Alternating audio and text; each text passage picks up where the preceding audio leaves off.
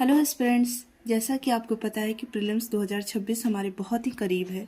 तो जो हमारा इंडियन पॉलिटी है वो एक बहुत बड़ा रोल प्ले करता है और एक काफ़ी अच्छा वेटेज है उसका प्रीलिम्स में।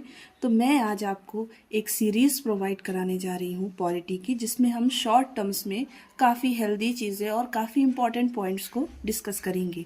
और अगर आप मुझसे जुड़े रहते हैं और मुझे अच्छा रिस्पॉन्स मिलता है तो मैं डे वाइज डेली एक टॉपिक लेकर आऊँगी जो बहुत हेल्दी है हमारे कॉन्स्टिट्यूशन के, हमारे एग्ज़ाम के पर्सपेक्टिव से, और हमारे काफ़ी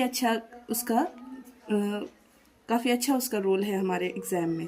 तो जैसा कि आपको पता है कि पॉलिटी मेरा पीएसआई और ऑप्शनल भी है। अगर आप ऑप्शनल के लिए कोई जानकारी लेना चाहते हैं तो मुझे डीएम करें। I will provide all the information regarding the optional. Constitution में हमारे 395 आर्टिकल्स हैं और 25 हमारे पार्ट्स हैं और 12 शेड्यूल्स हैं। जिस वक्त हमारा कॉन्स्टिट्यूशन बना था उस वक्त हमें इतना ही हमने अडॉप्ट किया था। जैसा कि आपको पता है कि इंडियन कॉन्स्टिट्यूशन एक लिविंग डॉक्यूमेंट्स है, मतलब इसमें अमेंडमेंट और इवोल्यूशन दोनों के ही अच्छे चांसेस हैं, ठीक है। और इसी को हम लोग अमेंडमेंट कहते हैं। जब कोई सुधार या उसमें कुछ ऐड किया जाता है या उसमें कुछ रिवील या रिवाइज किया जाता है उसे हम अमेंडमेंट कहते हैं, ठीक है। इंडियन कॉन्स्टिट्यूशन के 3 ब्रांचेस पे ही इस्टेब्लिश हुआ है। एक तो है उसका लेजिस्लेचर, जिसका मीन्स होता है लॉ मेकिंग, जो जैसे कि आपको पता है कि इंडिया एक रिप्रेजेंटेटिव डेमोक्रेटिक कंट्री है। हम अपना रिप्रेजेंटेटिव चुनते हैं और वो हमारे पार्लियामेंट्स में जाके बैठते हैं, वो हमारे लिए लॉ बनाते हैं, जिसको हम लेजिस्लेचर के नाम से जाते हैं।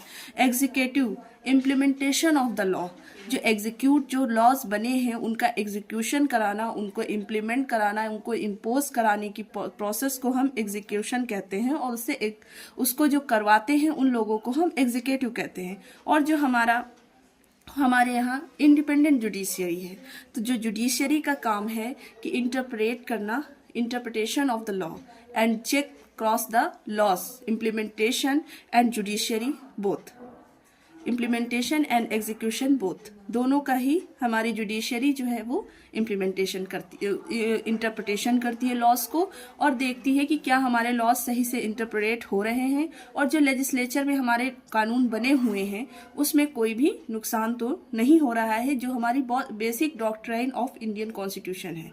Thank you for today's.